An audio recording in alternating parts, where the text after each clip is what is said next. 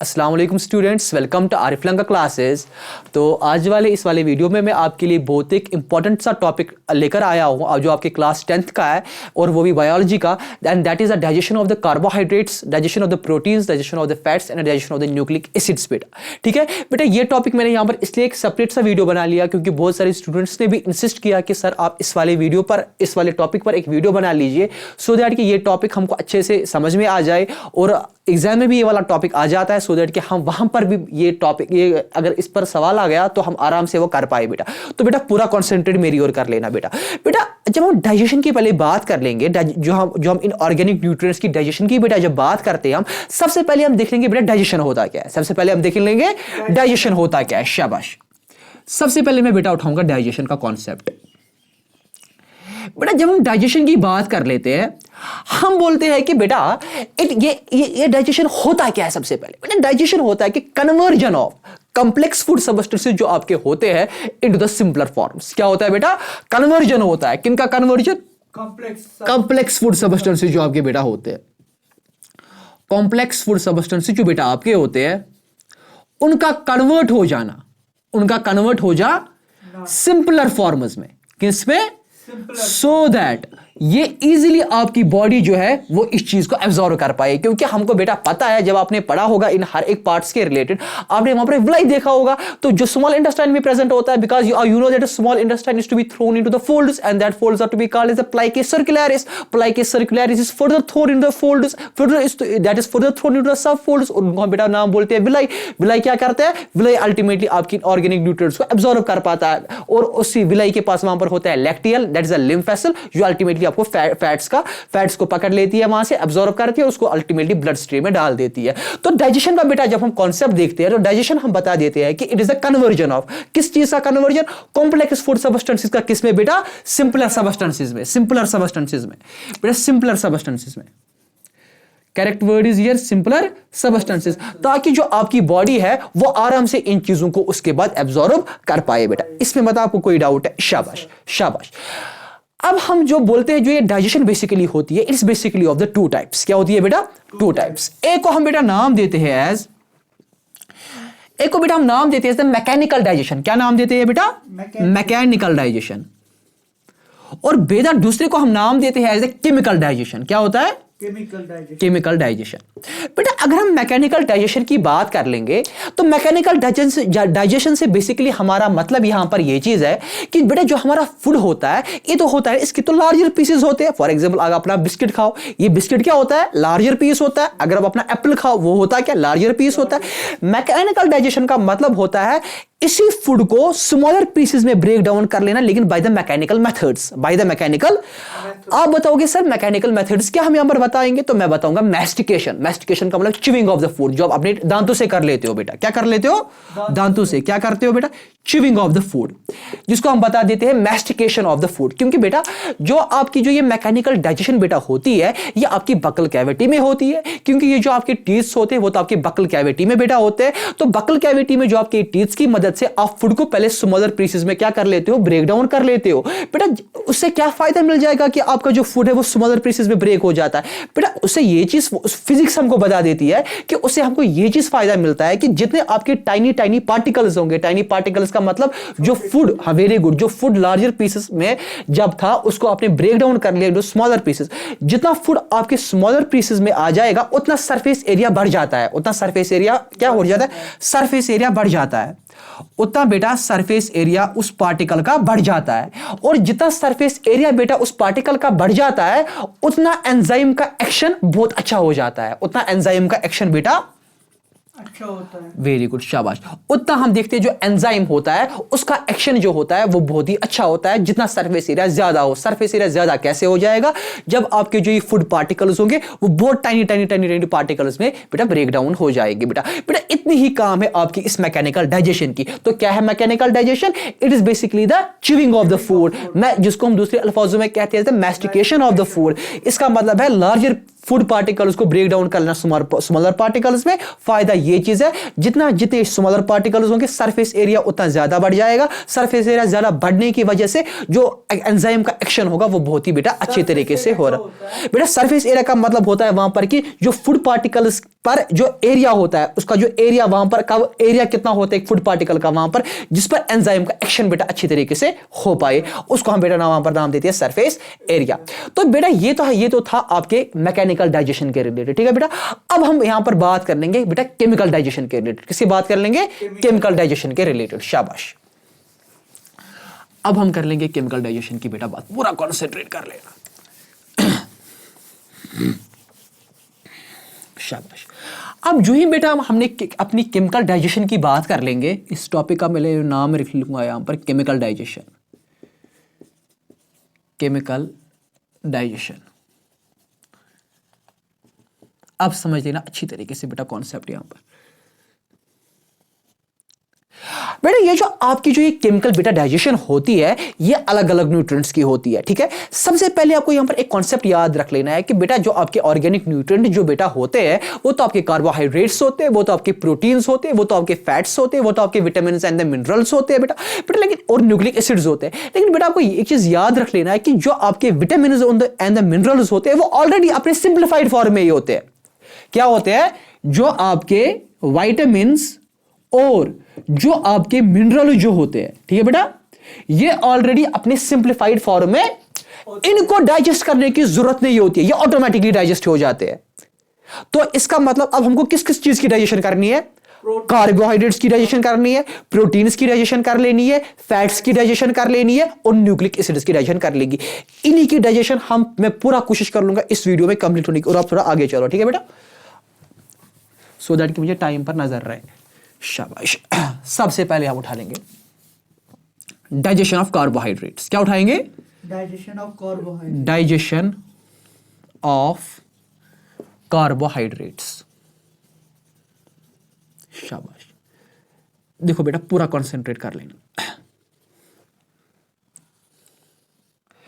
बेटा। जब हम डाइजेशन ऑफ द कार्बोहाइड्रेट्स की बेटा बात कर लेंगे, सबसे पहले हम देख लेंगे ये कार्बोहाइड्रेट्स होते क्या है बेटा, ठीक है बेटा। देखो पूरा कंसंट्रेट मेरी ओर कर लेना बेटा। अब आपको पता है कि किस फूड पार्टिकल में क्या है, कार्बोहाइड्रेट्स या प्रोटीन है, फैट्स है, विटामिन है, क्या है। तो हम बोलते हैं कि ये जो हमारे पास कार्बोहाइड्रेट्स बेसिकली होते हैं, ये कार्बोहाइड्रेट्स आमतौर दो फॉर्म्स में होते हैं। क्या होते हैं बेटा? दो फॉर्म। एक को हम बेटा नाम देते हैं एज द ग्लूकोज और दूसरे को बेटा हम नाम देते हैं एज द स्टार्च। एक को क्या नाम देते हैं बेटा? एक को हम बेटा नाम देते हैं एज द ग्लूकोज और बेटा दूसरे को हम बेटा नाम देते हैं एज द स्टार्च। बेटा अगर हम ग्लूकोज की बात कर लेंगे, this is called as the monosaccharide, because monosaccharide जो होते हैं वो एक फॉर्म ऑफ द कार्बोहाइड्रेट ही होती है। क्या होती है बेटा? Form of the carbohydrate. अब आप बोलोगे, आपका सवाल जो होगा, जो एक मोनोसैकेराइड्स होते हैं वो क्या होते हैं मोनोसैकेराइड्स? मैं बोलूंगा मोनोसैकेराइड्स एक ऐसे कार्बोहाइड्रेट्स होती है जब जिनकी हम हाइड्रोलिसिस कर लेंगे। क्या कर लेंगे?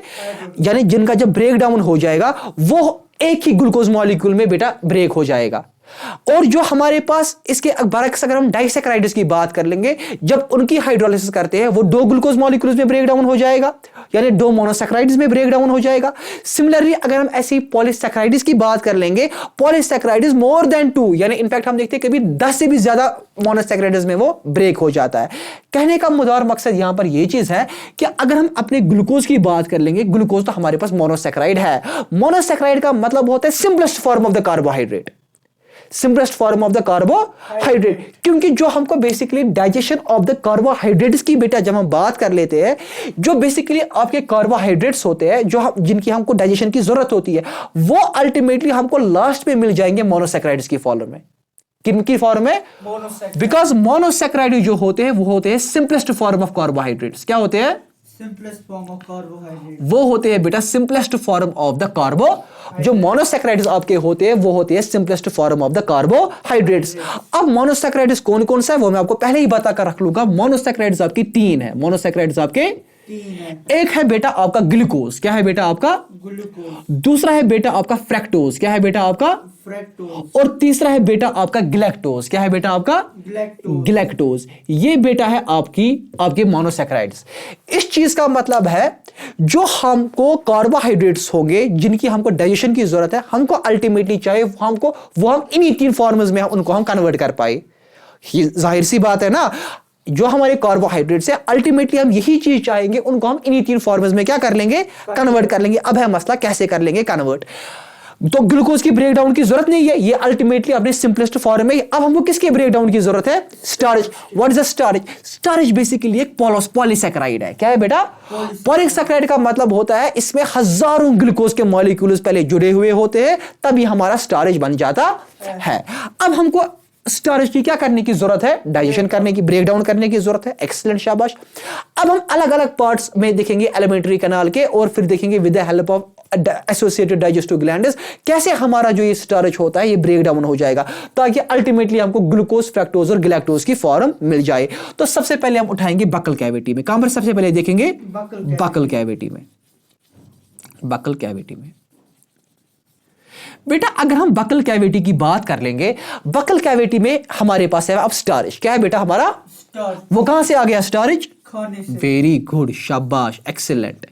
ये जो हमारा स्टार्च होता है, इस स्टार्च पर करता है एक्ट एक एंजाइम। क्या करता है? एक्ट एक एंजाइम। जो एंजाइम आपका सलाइवरी ग्लैंड जो आपके होते हैं वो आपके सेक्रेट कर देते हैं, जिसमें मैंने आपको तीनों सलाइवरी ग्लैंड्स पढ़ाई, पैरोटिड सलाइवरी ग्लैंड, सब मैंडिबुलर सलाइवरी ग्लैंड और सब लिंगुअल सलाइवरी ग्लैंड। सब ये पैरोटिड ग्लैंड करता है इसको सेक्रेट सलाइवा को through the duct of the Rivinus. ठीक है बेटा, सॉरी, जो पैरोटिड ग्लैंड होता है वो कर डक्ट ऑफ स्टेंसन, जो सब मैंडिबुलर ग्लैंड होता है वो कर डक्ट ऑफ द वार्टन, और जो हमारा होता है सब लिंगुअल ग्लैंड वो करता है थोड़ा डक्ट ऑफ द रिवेनस। तो इस चीज का मतलब है अब जो स्टार्च है अल्टीमेटली इस पर स्टार्च पर एक्ट क्या कर लेगा? सलाइवरी एक्सीलेंट, इस पर एक्ट करेगा सलाइवरी एमाइलेज। बेटा ये जो सलाइवरी एमाइलेज होता है इसको हम दूसरे अल्फाजों में कहते हैं डायटेज भी। क्या कहते हैं? डायटेज। और इसको हम दूसरे अल्फाजों में कहते हैं टाइलिन भी। क्या कहते हैं? टाइलिन भी, शाबाश। अब जो स्टार्च पर जब एक्ट कर लेगा आपका सलाइवरी एमाइलेज, ये इसको ब्रेक डाउन कर लेता है सबसे पहले maltose plus isomaltose plus limit डेक्स्ट्रिन्स। रख लो आप बेटा नजर, रख लो बेटा नजर। आप बोलोगे सर माल्टोज और आइसोमाल्टोज क्या होता है? बेटा जब आप कोई भी चीज खा लेते हो आपको एक वो स्वीटनेस जैसी महसूस हो जाती है। क्या हो जाती है? वो स्वीटनेस बेसिकली आपके माल्टोज और आइसोमाल्टोज की वजह से होती है। क्या होती है? माल्टोज और आइसोमाल्टोज की वजह से आपकी वो स्वीटनेस होती है फूड में। ठीक है बेटा, जो आपके ये लिमिट डेक्स्ट्रिन जो होते हैं, ठीक है बेटा, ये होते हैं बेसिकली इंटरमीडिएट फॉर्म्स। क्या होते हैं? During the partial digestion of the starch. मतलब हम बोलेंगे एक बीच वाले ऐसी एक चीजें होती है जब स्टार्च का डाइजेस्ट होने को होता है, उस वक्त जो छोटी चीजें में जिसमें स्टार्च ब्रेक डाउन हो जाता है उसको हम बोलते हैं लिमिट डेक्स्ट्रिन्स। क्या बोलते हैं? तो मैं यहां पर लिख लूंगा लिमिट डेक्स्ट्रिन्स के रिलेटेड के ये होती है इंटरमीडिएट फॉर्म्स। क्या होती है? Intermediate form during partial digestion of during partial digestion of starch. Partial क्यों मैंने वर्ड यूज किया? स्टार्च भी पूरा डाइजेस्ट नहीं हो चुका होता है, ओनली पार्शियल मतलब वो थोड़ा। Intermediate forms during partial digestion of glucose, during partial digestion of starch। Starch की बेटा जब हमकी पार्शियल डाइजेशन होती रहती है बेटा। ठीक है बेटा, तो इतना ही काम हो जाता है हमारी बकल कैविटी में, इतना ही काम हो जाता है हमारी बकल कैविटी में। अब हम चलेंगे आगे तो पहुंचेंगे बेटा ईसोफेगस के पास। किसके पास? ईसोफेगस के पास। अगर हम बेटा ईसोफेगस की बात कर लेंगे, सबसे इंपॉर्टेंट पॉइंट यहां पर याद रख लेना बेटा, ईसोफेगस में कोई अलग एंजाइम सेक्रेट नहीं होता है। ठीक है बेटा, ईसोफेगस में कोई अलग एंजाइम सेक्रेट नहीं होता है। बस इतनी फर्क है कि जो हमारा फूड होता है, क्या होता है हमारा, जिसको हम बोलेंगे यहां पर चिवड फूड, जिसको आपने अच्छे तरीके से मैस्टिकेट भी किया होगा। चिवड फूड, पहले समझ लेना कॉन्सेप्ट को बेटा। चिवड फूड जो बेटा आपका होता है, जब उस पर एक्ट करता है सलाइवरी एमाइलेज। क्या एक्ट करता है? Salivary amylase. Chewed food plus salivary amylase, इस फूड को हम नाम देते हैं एज द बोलस. क्या नाम देते हैं बेटा? बोलस. बोलस. अब मुझे आप एक बात बताओ, जो ही आपके बकल कैविटी में सलाइवरी अमाइलेस मिक्स हो गया है, किसके साथ? फूड के साथ. फूड के साथ. हो गया है मिक्स की नहीं? मैंने वहां से बोला इसोफेगस में कोई एक अलग एंजाइम निकलने वाला नहीं है. क्या आपको लगता है कि इसोफेगस में डाइजेशन हो जाएगी अब इस फूड की? हाँ. क्यों हो जाएगी? कंट्रैक्शंस की वजह से. नहीं, कंट्रैक्शंस की वजह से डाइजेशन नहीं होती है. कंट्रैक्शंस, पेरिस्टाल्टिक कंट्रैक्शन जो होती है उसकी वजह से सिर्फ फूड आगे चलता है. मैं डाइजेशन की बात कर रहा हूं. अगर हम डाइजेशन की बात कर लेंगे, डाइजेशन फिर भी हो जाएगी. क्यों हो जाएगी? वरना तो इसोफेगस कोई नया एंजाइम सेक्रेट नहीं करता है, बट डाइजेशन क्यों फिर भी हो जाएगी? इसलिए हो जाएगी क्योंकि सलाइवरी अमाइलेस अपना काम करता रहता है फूड पर. सलाइवरी अमाइलेस अपना काम फूड पर करता रहता है और वो कंटिन्यूअसली उस फूड को डाइजेस्ट करता रहता है. ठीक है बेटा? तो इसोफेगस में आप बेटा लिख लेना वहां पर डाइजेशन कंटिन्यूज. क्यों? Due to the presence of the salivary amylase. ठीक है बेटा? यहां तक. उसके बाद आपका फूड अल्टीमेटली अब कहां पहुंच गया? स्टमक में. ठीक है बेटा? आपका फूड पहुंच गया अब स्टमक में. आई होप कि यहां तक आपने बेटा कॉपी कर दिया होगा. अब हमारा फूड कहां पहुंच गया? स्टमक में. ठीक है बेटा? अब हमारा फूड जो है वो पहुंच गया अब स्टमक में.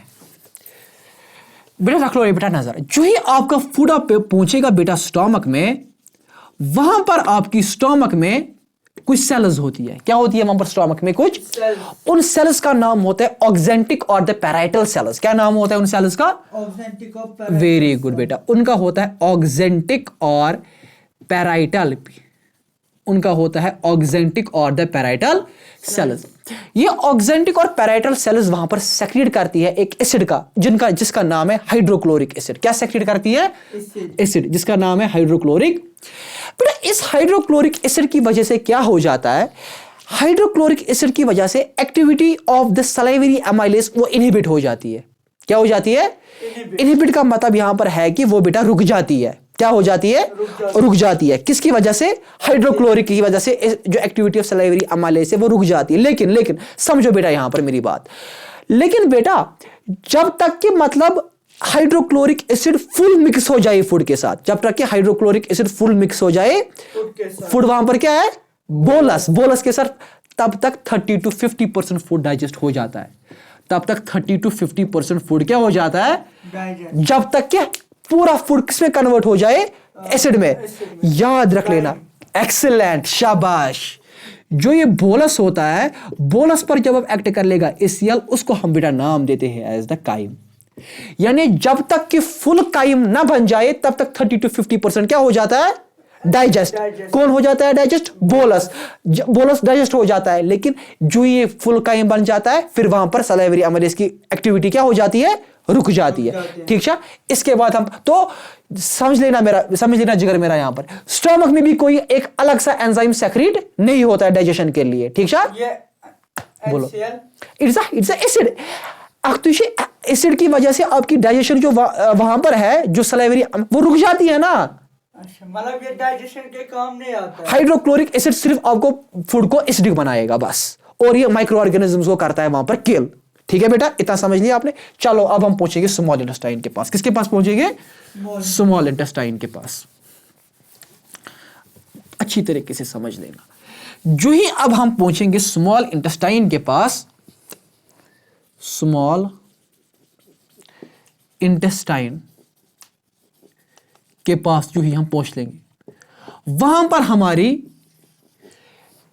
पर हमारे 3 जूसेस होते हैं. स्मॉल इंटेस्टाइन के पास हमारी 3 जूसेस होते हैं. देखो बेटा, एक जूस होता है बाइल जूस. क्या होता है? इनफैक्ट मैं इसको यहां पर लिख लूंगा. एक जूस होता है बेटा आपका बाइल जूस. क्या होता है? Bile juice. दूसरा जूस होता है, उसका नाम है बेटा, एक तो बाइल और है पैनक्रियाटिक जूस. शाबाश. और क्या है? Pancreatic juice. Pancreatic juice. और एक तीसरा जूस है, उसको बोलते हैं इंटेस्टाइनल जूस. क्या बोलते हैं? Intestinal juice. Intestinal juice. अब समझ लेना बेटा बात. जो बाइल जूस है ना, इसको कार्बोहाइड्रेट के साथ कोई काम ही नहीं है. ठीक है ना? तो इसमें कोई एक ऐसा डाइजेस्टिव एंजाइम ही होता है. बस इसकी हम काम देख लेंगे फैट्स के रिलेटेड, इमल्सिफिकेशन ऑफ फैट्स के रिलेटेड. डाइजेस्टिव एंजाइम इसमें होता कोई नहीं है। इसका हम सिर्फ काम देखेंगे इमल्सिफिकेशन ऑफ फैट्स में। चलो पैनक्रियाटिक जूस पर। बेटा पैनक्रियाटिक जूस में एक एंजाइम होता है जिसको हम बोलते हैं पैनक्रियाटिक अमाइलेज। क्या बोलते हैं? Pancreatic amylase. Pancreatic amylase.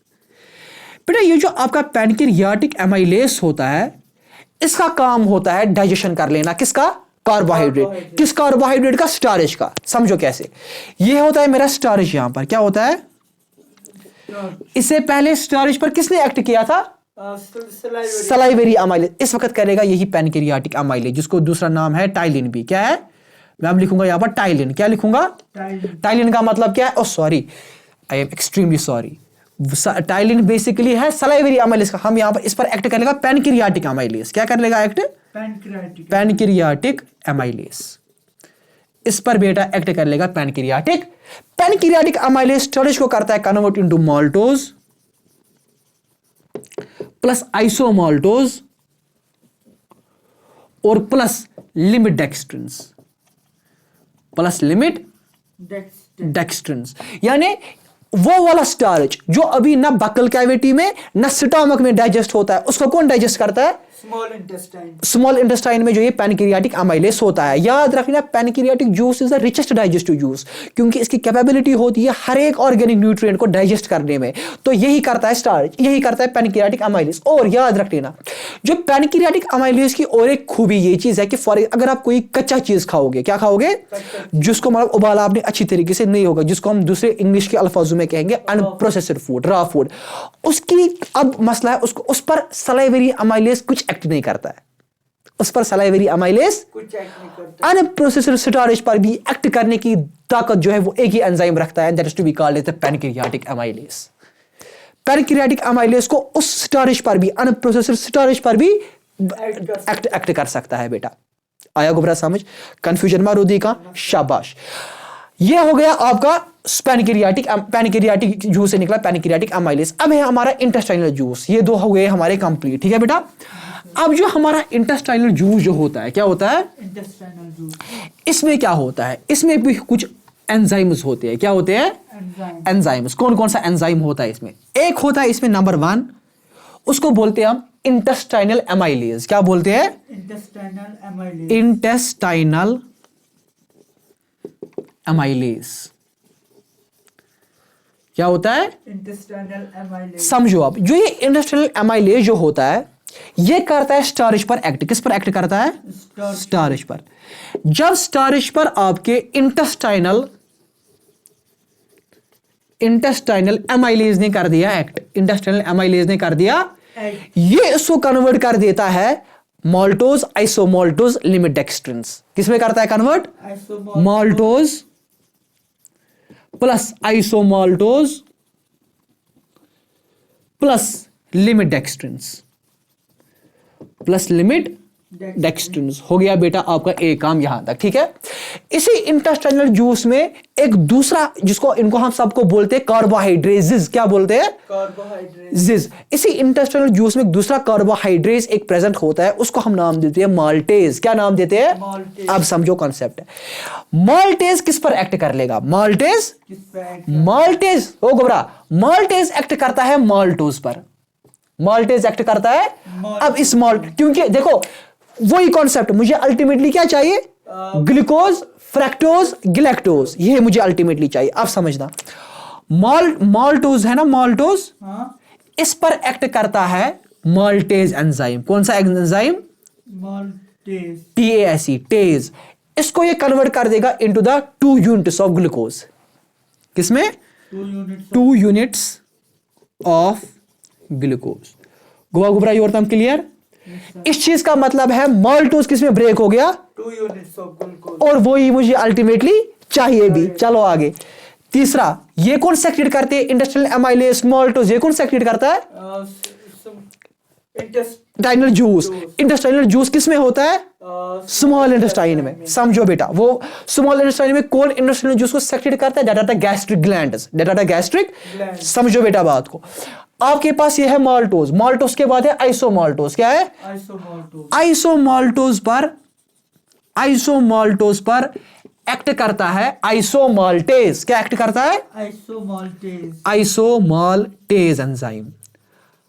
और ये इसको कन्वर्ट करता है 2 यूनिट्स ऑफ ग्लूकोज। मैं अब लाइन लगाऊंगा ऐसे, इसका मतलब है 2 यूनिट्स ऑफ द ग्लूकोज। आया गोबरा समझ, कंफ्यूजन मा शिका इतनस यस सर। बता। मगर उसमें हमें दूसरा होता है फ्रैक्टोज जरूरत, हाँ तो ये कैसा आएगा? फ्रैक्टोज भी आएगा, अब फ्रैक्टोज आगे जाकर आ जाएगा ना। अभी तक हमको माल्टोज हो गया कन्वर्ट माल्टेज एंजाइम की वजह से 2 यूनिट्स ऑफ ग्लूकोज में, आइसोमाल्टोज हो गया convert into 2 units of glucose में आइसोमाल्टेज की वजह से। अब है ना लिमिट डेक्स्ट्रिन, समझना लिमिट डेक्स्ट्रिन जो आपका बेटा होता है, लिमिट डेक्स्ट्रिन्स ये हो जाएगा कन्वर्ट किसमें, पहले देखेंगे किसकी प्रेजेंस में, उसको बोलते हैं लिमिट डेक्स्ट्रिनेज। क्या बोलते हैं? Limit dextrinase. Limit dextrinase enzyme, limit dextrinase enzyme वो इसको कन्वर्ट करता है इनटू ग्लूकोज में। किसमें कन्वर्ट करता है? ग्लूकोज में। गौर फिलहाल और तुम गुमराह क्लियर? फिलहाल अभी तक तो आपको ग्लूकोज अच्छे से आ गया, अब जब आगे चलेंगे आई होप आपने ये उतारा होगा। इसके बाद क्या हो जाएगा, इसी इंटेस्टाइनल जूस में और एक एंजाइम प्रेजेंट होता है, और एक एंजाइम प्रेजेंट होता है, उसको हम नाम देते हैं एज सक्रेज। क्या नाम देते हैं? सक्रेज। समझो अब क्या हो जाएगा। ये जो आपका सक्रेज है ये एक्ट करता है सक्रोज पर। किस पर एक्ट करता है? सक्रोज पर। सक्रोज पर एक्ट करेगा सक्रेज। क्या करेगा एक्ट? सक्रोज। सक्रेज पर एक्ट करेगा सक्रेज, और उसको वो कन्वर्ट कर देगा into the glucose plus fructose. किसमें कन्वर्ट करेगा? Glucose plus fructose. शाबाश। ग्लूकोज क्या होता है? ये फ्रैक्टोज होता है मोनोसैकेराइड। मोनोसैकेराइड का मतलब होता है सिंपलेस्ट फॉर्म ऑफ कार्बोहाइड्रेट। नहीं सक्रोज। सक्रोज कौन सा सक्रोज? ये सक्रोज होता है डाइसैकेराइड, मतलब ये भी होता है कार्बोहाइड्रेट ही, ये कार्बोहाइड्रेट ही, बट इसी जैसे माल्टोज कार्बोहाइड्रेट है, सक्रोज कार्बोहाइड्रेट है, ये तो सारे कार्बोहाइड्रेट्स है, लेकिन मुझे कौन सा कार्बोहाइड्रेट चाहिए? फ्रक्टोज और लिमिट, यानी वो कौन? जो फ्रैक्टोज मोनोसैकेराइड्स। ग्लूकोज भी मोनोसैकेराइड, वो भी मिल गया, फ्रैक्टोज भी मोनोसैकेराइड, वो भी मिल गया। अब होता है हमारे पास और एक लैक्टेज, लैक्टोज। क्या होता है? कार्बोहाइड्रेट एक लैक्टोज। क्या होता है? लैक्टोज। लैक्टोज पर एक्ट करता है लैक्टेज। कौन एक्ट करता है? लैक्टेज। और लैक्टेज एंजाइम उसको कन्वर्ट कर देता है इनटू ग्लूकोज प्लस फ्रक्टोज, नहीं, glucose plus galactose, glucose plus galactose. Galactose. तो आ गए बेटा आपके वो सिंपलेस्ट फॉर्म्स ऑफ कार्बोहाइड्रेट जो आपको जरूरत है। एक तो ग्लूकोज भी आ गया, एक तो ग्लूकोज भी आ गया, फ्रैक्टोज भी आ गया, फ्रैक्टोज भी आ गया, आ गया, और मुझे ग्लैक्टोज चाहिए था, वो ग्लैक्टोज भी मुझे आ गया। इसीलिए मैं आपको पहले ही बोल रहा था, पहले मैंने आपको समझाया कि मोनोसैकेराइड्स कौन से है, और यही सबसे सिंपलेस्ट होता है, और इन्हीं सिंपलेस्ट को अल्टीमेटली फिर कौन एब्जॉर्ब करता है? विलाई। स्मॉल इंटेस्टाइन में प्रेजेंट होता है विलाई। विलाई उसको एब्जॉर्ब कर लेगा, अल्टीमेटली वो उसको किसमें डालेंगे? ब्लड में। ब्लड फिर इनको ट्रांसपोर्ट कर लेगा सेल्स तक। आ गया समझ? सो ये सारा था डाइजेशन ऑफ द कार्बोहाइड्रेट्स। आया समझ? अब हम उठाएंगे डाइजेशन ऑफ द प्रोटीन्स। क्या उठाएंगे? Digestion of protein. Digestion of the proteins. शाबाश। अब हम बेटा उठाएंगे डाइजेशन ऑफ प्रोटीन्स।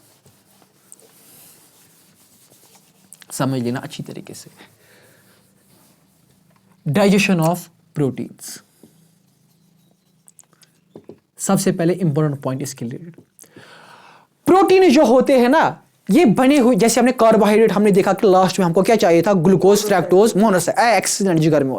सिमिलरली जो हमारे प्रोटीन्स होते हैं ना, ये बने हुए होते हैं अमीनो एसिड्स के। किसके बने हुए होते हैं? Amino acids. अमीनो, यानी जो प्रोटीन्स की जो सिंपलेस्ट फॉर्म होती है वो क्या होती है? Amino acids. यानी जब अल्टीमेटली जब मुझे प्रोटीन को डाइजेस्ट करना है, वो अल्टीमेटली किस चीज में डाइजेस्ट होना जाना चाहिए? अमीनो एसिड्स में। रख लो बेटा नजर। सबसे पहले हम बात कर लेंगे बकल कैविटी की। किसकी बात कर लेंगे? Buccal cavity.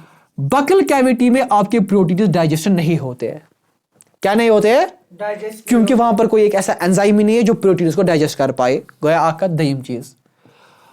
उसके बाद उठाएंगे हम ईसोफेगस। आप मुझे बताओ क्या लगता है ईसोफेगस में? कुछ नहीं होगा। क्यों? क्योंकि वो कोई एंजाइम। एक्सीलेंट, शाबाश। ईसोफेगस कोई एंजाइम सेक्रेट करता ही नहीं है कार्बोहाइड्रेट को, इसलिए वहां पर डाइजेशन हुई थी क्योंकि सलाइवे ऑलरेडी बोलस के साथ मिक्सर था, इसके फूड के साथ मिक्सर था। ईसोफेगस में भी डाइजेशन होती, स्टोमक में लेकिन डाइजेशन होती है प्रोटीन की। अब देखोगे अब कैसे। Number C, stomach. अब हम देखेंगे स्टोमक में कैसे हो जाती है। देखो बेटा, आपकी जो स्टमक होती है, आपको जो ये स्टमक होता है, इसमें कुछ सेल्स होते हैं। क्या होते हैं बेटा? Cells. उन सेल्स को बोलते हैं चीफ सेल्स। क्या बोलते हैं बेटा? Chief cells. ये चीफ सेल्स जो है ये सेक्रीट करते हैं एक एंजाइम को, उसको बोलते हैं पेप्सिन। किसको सेक्रीट करते हैं? Pepsin, PEPSIN। लेकिन जो ये पेप्सिन जो होता है ये बेचारा इनएक्टिवेटेड फॉर्म होती है। क्या होती है? इनएक्टिव। इसका मतलब क्या इनएक्टिवेटेड फॉर्म का? जब तक प्रोटीन नहीं आएगा ये किसी पे एक्ट नहीं करेगा। नहीं, वो इसका मतलब वो नहीं है। इनएक्टिवेटेड फॉर्म का मतलब होता है ये एंजाइम अभी खुद काम नहीं करेगा। ये एंजाइम अभी कोई काम नहीं करेगा। अगर प्रोटीन आएगा भी ना, फिर भी पेप्सिन आपका कोई काम करने वाला नहीं है। इस पेप्सिन को पहले एक्टिवेट मुझे करवाना है। क्या करवाना है? इसको एक्टिवेट करने के लिए हमारे स्टमक में होती है ऑक्जेंटिक और पैराइटल सेल्स। क्या होती है? ऑक्जेंटिक और पैराइटल सेल्स। वो ऑक्जेंटिक और द पैराइटल सेल्स क्या करती है? जो पहले, उससे पहले एक पॉइंट जो मैं भूल गया बोलना, पेप्सिन क्या होता है? Inactivated form. उस फॉर्म को जिसमें पेप्सिन जो इनएक्टिवेटेड हो उसको बोलते हैं पेप्सिनोजन। क्या बोलते हैं? पेप्सिनोजन। उसको बोलते हैं पेप्सिनोजन। तो ये जो आपका पेप्सिनोजन है ये क्या है? अब इनएक्टिवेटेड फॉर्म। अब मुझे पेप्सिनोजन को क्या करना है? एक्टिवेट। देखो क्या होता है, आपका जो स्टमक होता है उसमें होते हैं ना ऑक्जेंटिक और पैराइटल सेल्स। ऑक्जेंटिक और पैराइटल सेल्स से निकलता है HCl। क्या निकलता है? हाइड्रोक्लोरिक एसिड एक्ट करता है पेप्सिनोजन पर। समझना, पेप्सिनोजन जो आपका है इस पर एक्ट करता है हाइड्रोक्लोरिक एसिड। क्या करता है? Act hydrochloric acid. और वो पेप्सिनोजन को करता है कन्वर्ट इनटू पेप्सिन। क्या करता है? Convert into pepsin. ये पेप्सिन जिसमें अब ये वाला पेप्सिन जो ये अब होता है एक्टिव पेप्सिन। क्या होता है? एक्टिव। लेकिन समझना, पेप्सिनोजन जो जिस पर हाइड्रोक्लोरिक एसिड एक्ट करेगा और जो कन्वर्ट हो जाएगा पेप्सिन में, वो हो जाता है लगभग 30 to 40%। क्या हो जाता है? 30 to 40%। क्या मतलब 30 to 40%? मैं बोलूंगा क्या। पेप्सिनोजन को किस में पहले कन्वर्ट होना है? पेप्सिन में, क्योंकि पेप्सिनोजन है ना इनएक्टिव फॉर्म। इसको एक्टिवेट करने के लिए कौन आ जाता है? Hydrochloric acid.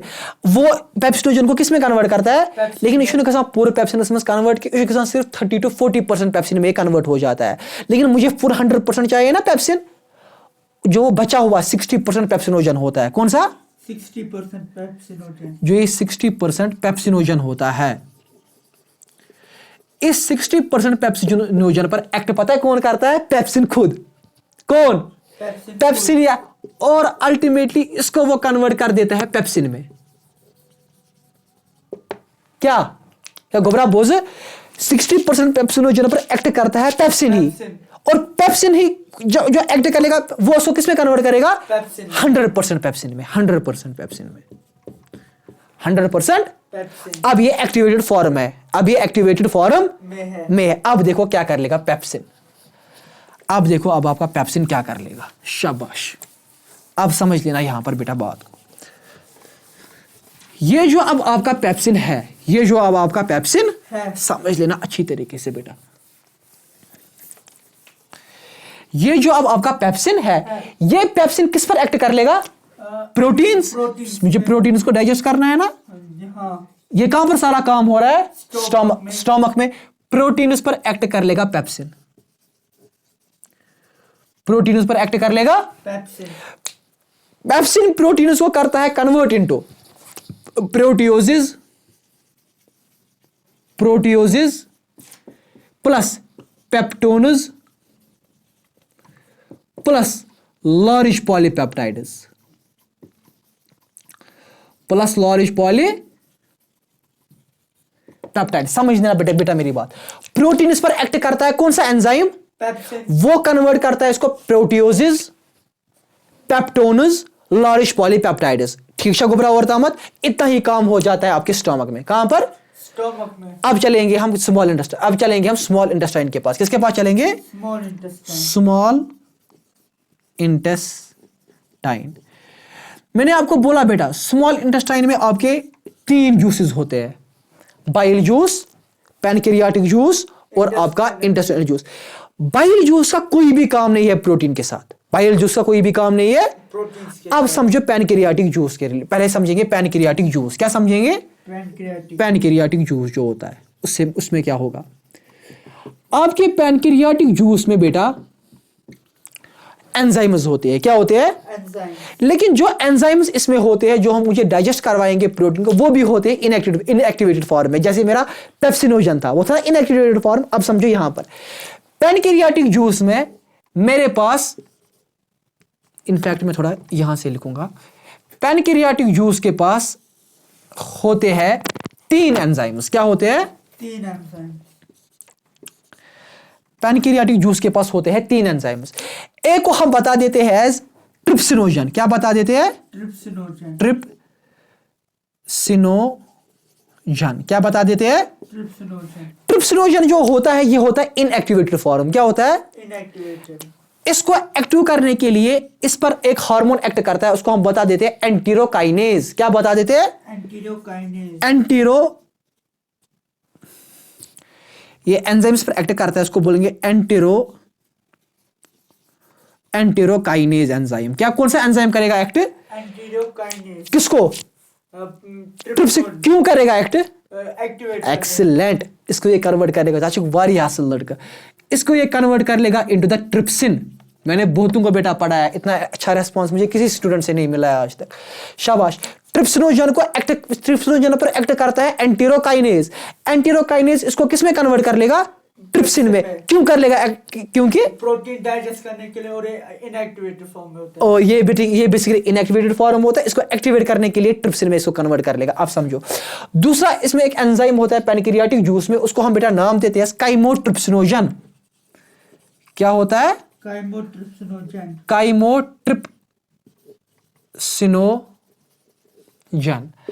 काइमोट्रिप्सिनोजन पर बेटा एक्ट पता है कौन करता है? काइमोट्रिप्सिनोजन पर एक्ट करता है ट्रिप्सिन। कौन करता है एक्ट? ट्रिप्सिन। और ट्रिप्सिन जब इस पर एक्ट करता है, ये काइमोट्रिप्सिनोजन को करता है कन्वर्ट एक्टिवेटेड फॉर्म में काइमोट्रिप्सिन। किसमें? काइमोट्रिप्सिन। तीसरा होता है प्रोकार्बोक्सीपेप्टिडेज। क्या होता है?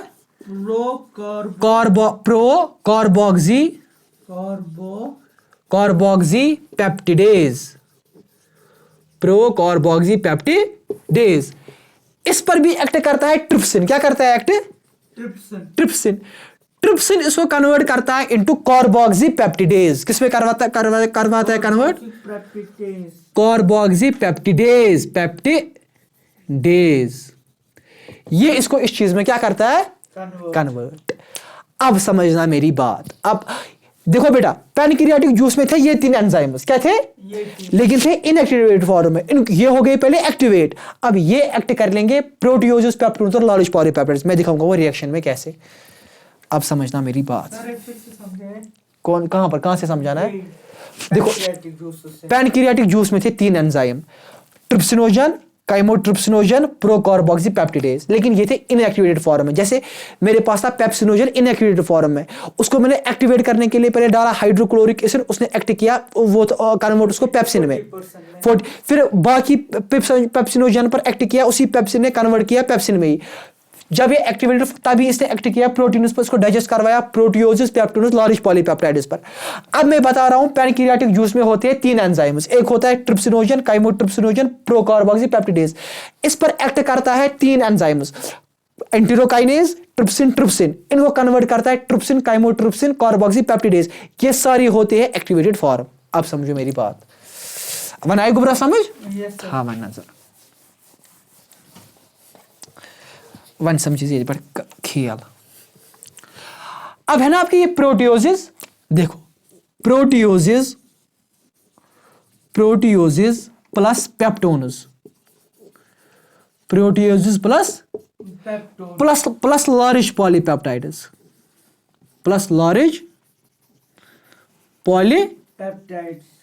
इन पर एक्ट करता है, इन तीनों पर एक्ट करता है एक ट्रिप्सिन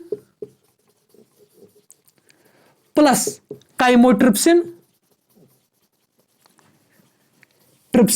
काइमोट्रिप्सिन, और इस पर एक्ट करता है कार्बोक्सीपेप्टिडेज। कौन एक्ट करता है? कार्बोक्सीपेप्टिडेज। जब ये एक्टिवेटेड वाले एंजाइम्स करेंगे ना इन तीनों पर एक्ट, ये इसको कन्वर्ट करता है इनटू द ये एक तो इसको कन्वर्ट कर लेगा डाइपेप्टाइड्स, प्रोटियोजेस, पेप्टोडोलॉजी, यहां पर ये हमारे हैं डाइपेप्टाइड्स, पेप्टाइड्स, डाइपेप्टाइड्स में सॉरी बेटा, एक तो इसको ये कन्वर्ट कर लेगा into dipeptides, dipeptides plus small polypeptides, plus small polypeptides plus free amino acids, plus free amino acid. समझना मेरी बात को, जब प्रोटियोजेस, पेप्टोड्स और लार्ज पॉलीपेप्टाइड्स पर एक्ट कर लेगा ट्रिप्सिन, काइमोट्रिप्सिन और कार्बोक्सीपेप्टिडेज, वो उसको कन्वर्ट कर लेगा डाइपेप्टाइड्स, स्मॉल पॉलीपेप्टाइड्स और फ्री अमीनो एसिड्स में। अब समझो क्या हो जाएगा। अब इतना हमने समझ लगा, डाइपेप्टाइड्स, स्मॉल पॉलीपेप्टाइड्स और free amino acid.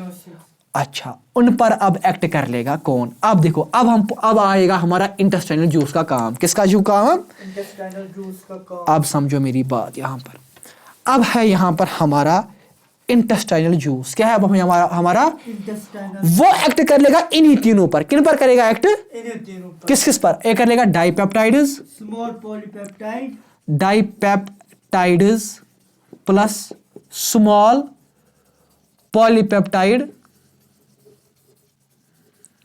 Small polypeptides plus free amino acids, plus free amino acids क्या होते हैं? फ्री अमीनो एसिड्स हो गया कि जो simplest form of the protein होती है। क्या होती है? फॉर्म ऑफ द जो प्रोटीन होती है। ये तीन पर, इन तीनों पर कौन एक्ट कर लेगा? आप इंटेस्टाइनल जूस। इंटेस्टाइनल जूस में होती है दो चीजें। क्या होती है? दो चीजें। एक होता है डाइपेप्टिडेज,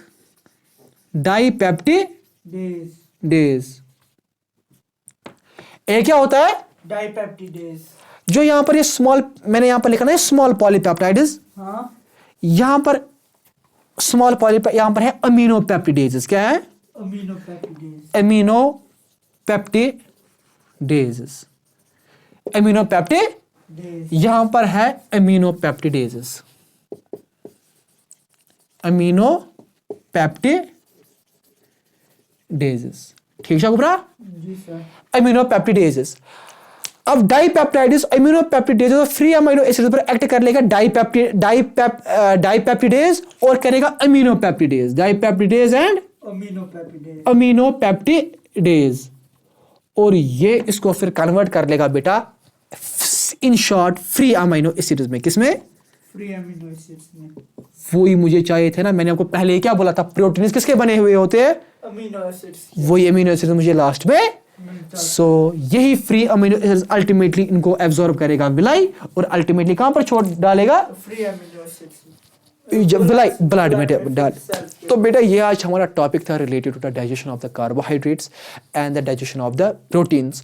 तो मैंने कोशिश की, मुझे पहले से पता था कि मतलब मैं चारों को कन्वर्ट आज फिनिश कर लूँगा, लेकिन टाइम की वजह से, क्योंकि फिर मैंने आपको बोला कि वीडियो की प्रोसेसिंग में टाइम लग जाता है, तो इन्हीं दो में आज हम यहीं तक हम कंप्लीट कर लेंगे। तो नेक्स्ट वीडियो में मैं फैट्स भी उठा लूँगा और उस पर न्यूक्लिक एसिड्स भी कन्वर्ट कर लूँगा, तो हो जाएगा कंप्लीट आपका ये टॉपिक सारा complete, digestion of the carbohydrate, digestion of the proteins, digestion of the fats and nucleic acids. तो अगर फ़ायदा मिल रहा है मेरी वीडियो से, प्लीज़ इसको अपने दोस्तों के साथ भी शेयर कर लेना, सो दैट के उन तक भी ये इन्फॉर्मेशन पहुंच जाए। और प्लीज़ मेरी यूट्यूब चैनल को सब्सक्राइब कर लेना, आरिफ लंकर क्लासेस, और इसको ज़रूर आप शेयर और सब्सक्राइब कर लेना। Thank you for watching the video. अस्सलाम वालेकुम।